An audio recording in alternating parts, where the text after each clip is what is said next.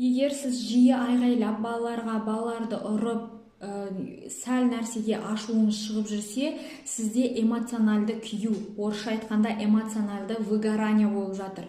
Бұл деген өте ауыр жағдай, бұл сіздің ағзаңыз тревога ұрып жатыр, сіз шаршадыңыз, уже шамаңыз жоқ, жүйкеңіз де шаршаған, физикалық жағдайыңыз да шаршаған, денсаулығыңыз да шаршаған.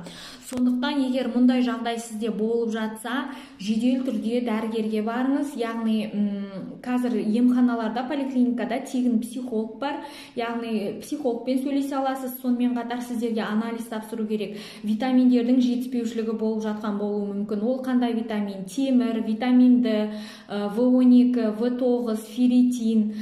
Сонымен қатар D дәруменінде тапсырыңыз.